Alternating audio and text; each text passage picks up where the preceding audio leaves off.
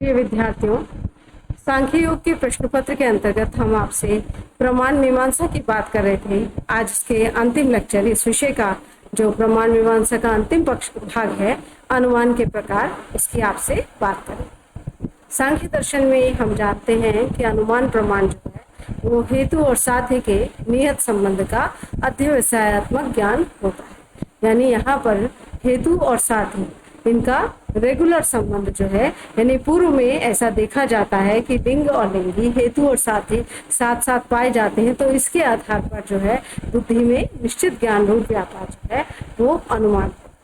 अब यहाँ पर जब हम हेतु के आधार पर साध्य की पुष्टि करते हैं तो यह जानना आवश्यक है कि हेतु के कौन कौन से लक्षण होते हैं, यानी किस आधार पर हम उसे हेतु या चिन्ह के रूप में स्वीकार करते हैं। तो दो चीजें हैं, पहला है व्याप्ति और दूसरा है पक्षधर्मता। ये दोनों हेतु के लक्षण हैं। यानी हेतु जो है व्याप्ति लक्षण युक्त होता है, यानी उसका साध्य के साथ, यानी जिसकी हम पुष्टि कर रहे हैं उस विषय के साथ व्यापक संबंध होता है। ऐसा कभी नहीं होता कि साध्य हो और हेतु जो है, साध्य अनुपस्थित हो और हेतु हो, अथवा हेतु हो और साध्य ना हो। ऐसा कभी नहीं होता, क्योंकि जहाँ जहाँ हेतु होता है वहाँ साध्य अवश्य रूप से होता है। तो इस प्रकार से व्याप्ति जो है हेतु का लक्षण होता है। और दूसरा लक्षण है पक्षधर्मिता, यानी जिस स्थान पर हम साध्य के होने की पुष्टि कर रहे हैं वह पक्ष कहलाता है।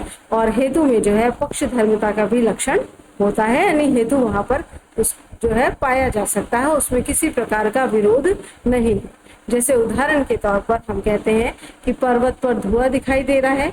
अब हम व्याप्ति लेते हैं कि जहाँ धुआं होता है वहां आग होती है, तो हम निष्कर्ष देते हैं कि पर्वत पर आग है।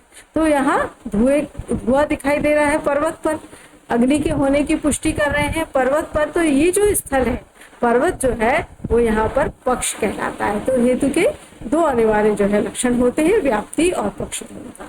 अब जब हम अनुमान की बात करते हैं कि सांख्य दर्शन के अनुसार कितने प्रकार के अनुमान हैं, तो 3 प्रकार के अनुमान स्वीकार किए गए हैं, पूर्वत अनुमान, शेषवत अनुमान और सामान्यतः दृष्ट अनुमान। जो पहला अनुमान है पूर्ववत अनुमान, यानी पहले देखा गया है। अब पहले क्या देखा गया है? साध्य और उससे हेतु का व्याप्त होना, यानी हमने पहले भी देखा है। जैसे हम उदाहरण के तौर पर कहते हैं कि हमने पहले भी देखा है कि अग्नि जो है उसके साथ ही धुआं जो है वो होता है, यानी बिना अग्नि के धुआं नहीं होता। तो साध्य और उससे हेतु का व्याप्त होना ये पूर्व में प्रत्यक्ष हो चुका।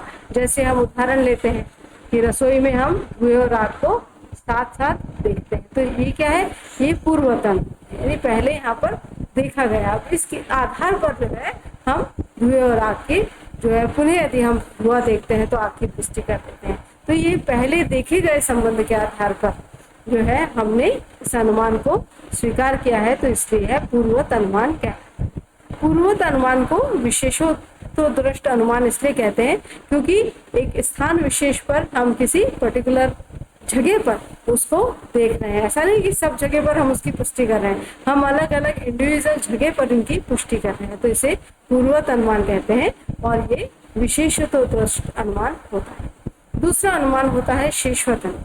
शेषवत अनुमान में जब हम साध्य की सिद्धि करते हैं तो हमारे पास सिर्फ एक ही पक्ष शेष रह जाता है, जैसा कि इसके नाम में ही है शेषवत, यानी यही बाकी बचा है। यानी हम यदि किसी चीज की सिद्धि करते हैं, जैसे उदाहरण है कि जीवित प्राणी आत्मा युक्त होते हैं, यानी हम ये कह रहे हैं कि जो भी जीवनधारी प्राणी है, जिनमें जीवन है, उन सब में आत्मा होती है। तो जीवन के साथ साथ आत्मा के होने की पुष्टि कर रहे हैं।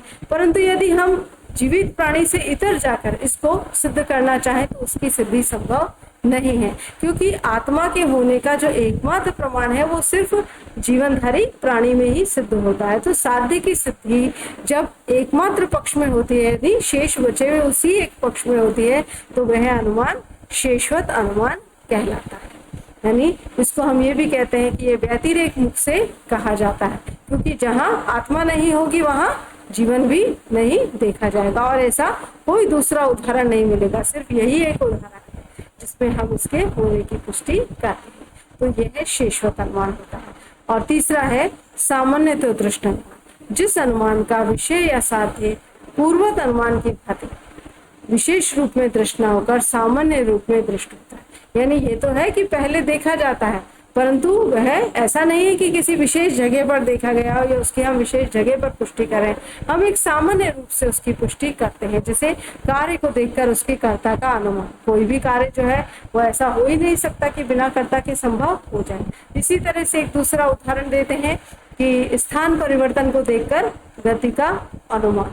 जैसे हम चंद्रमा जो है उसको आकाश में देखते हैं और थोड़े समय बाद देखते हैं उसका स्थान बदल गया है, तो हम ये पुष्ट करते हैं कि आज चंद्रमा कैसा है, गतिशील है, क्योंकि बिना स्थान परिवर्तन के गति नहीं है।